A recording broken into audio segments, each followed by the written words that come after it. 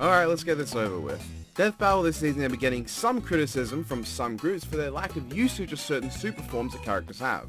Certain examples that have been cited include Misaka from Toaru not getting level 6 or AAA batteries, Stitch not getting his Metamorphosis form, and Raven not getting the Unkindness.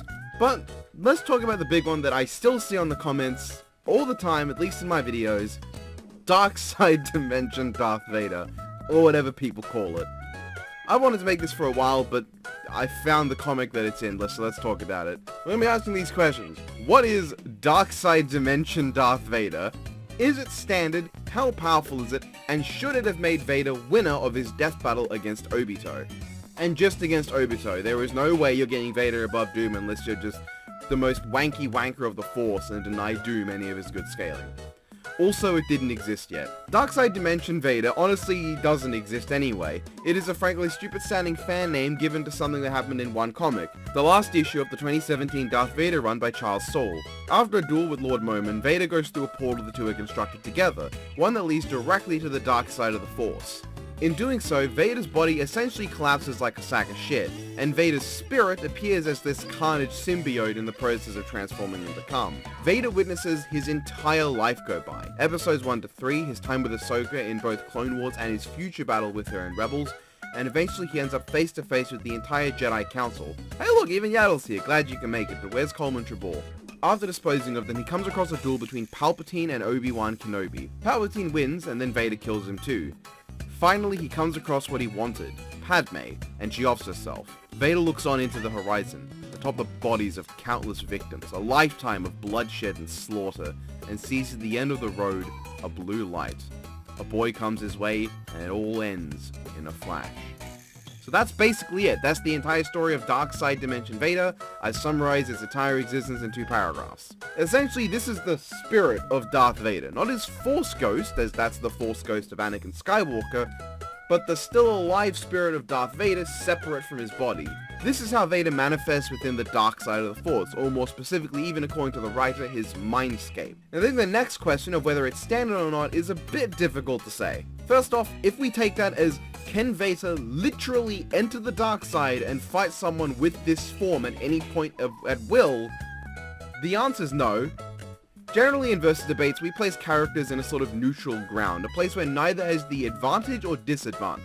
For instance, in a matchup like Gara vs Toph, you could easily ensure that Toph has a much lower chance of winning by placing the fight on a wooden boat in the middle of the ocean. Leaving Toph with only the sand Gara naturally possesses as a weapon, which she'd have to wrestle from his control to begin with, severely limiting what she's capable of because you put her on a wooden boat in the middle of the ocean away from any Earth. You can also give someone a disproportionate advantage.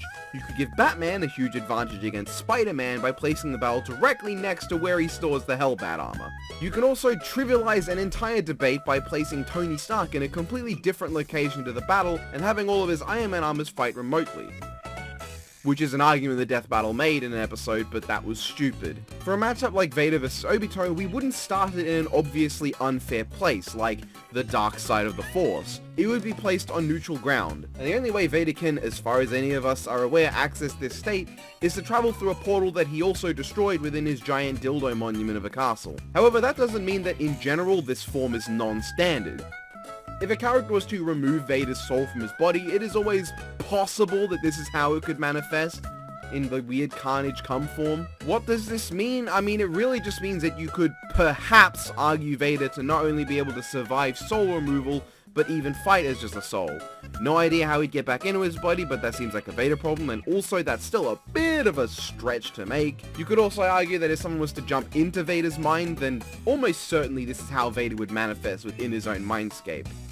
Because this is how he manifests in his own mindscape. So how powerful is this form? It's kind of hard to say. Looking back at what he accomplishes, he one-shots basically the entire Jedi Council and Palpatine, but that's not to say that he was actually one-shotting the actual Jedi Council and Palpatine, but more so visions and fake recreations of them made by the dark side specifically to fuck with Vader. Hell, Yoda and Palpatine are here and they're still alive for years after this. We have no frame of reference for how powerful these guys are, other than that they're so weak that Vader can kill them in one hit. And to be honest, in a versus debating sense, It's not like it would matter if Vader was able to one-shot the actual real characters these visions are based on, because these are the Disney canon versions of them. Yes, this comic was released in 2017, and Disney bought Lucasfilm in 2012. All the big scaling Vader gets is from Legends, pre-2012. So this would basically just get Vader massively upscaling from feats that his Legends self already surpass. Then there's what he actually does. All we see Vader do in this state of his own will is seemingly regrow his right hand, create a pair of red sabers, and fire red force lightning. That's it. It's not like he's warping reality or tossing galaxies or anything. There seems to be this prevailing idea that this form of Vader is some sort of busted god tier thing. No. People love to talk about this as Vader in a state where he has accessed his full potential, but not really. Sure, he whacks the supposed Jedi Council, but it's not really them. They're not real. Yoda doesn't fucking die here.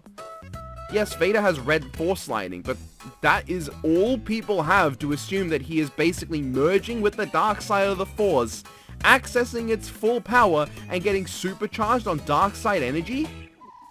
It's red force lightning because everything he does here is red. His sabers are red. He is red. He doesn't time travel of his own will. He relives his entire life. This entire metaphorical experience represents the dark side testing Vader, and Vader looking back over his life and coming to the conclusion that he has found one truth. The truth that he has no other path he can take in life. That's the entire point according to the writer of the damn comic himself. With that context in mind, him reliving his past is not some crazy time power, but rather a very literal representation of him seeing his only path in life. The one that he literally already took and will take. Now I think coming to the last question, the answer is obvious. Should this have been used to give Vader the win against Obito? Hell no! Everyone who says that clearly have no idea what they're talking about. Can you argue Vader beats Obito? Yes. Should he have beaten Obito in the episode? That's up to you. There's a lot of factors in this matchup that can make it go either way. Is this the main reason he would win? No. If this is brought up, then I don't even know how often it would come into play. This form of Vader, which even isn't a form any more than if you imagine yourself with massive muscles, bat wings, and a zebra-striped mortar launcher that shoots 10-foot long cocks as your main weapon, is a form. Vader doesn't have some sort of crazy Super Saiyan transformation that multiplies his power. He has Anakin Skywalker, Darth Vader, and the Dead Ghost. Choose one, and if you happen to choose Darth Vader, this happens to just be how he manifests within his own mindscape. So please, stop going around talking about the broken universal Darth Vader form that should have beaten Obito. I don't care if you think Vader is universal, or galaxy level, or hyperversal, but if you think he's any of those, then he should be that strong generally, or just with the Force. Not just this one specific representation of him that appears in one comic ever, at the end of one comic run ever, and barely does anything and has no quantifiable feats, or any kind of scaling that's worth anything at all. I don't know how to end this video. Hope you enjoyed.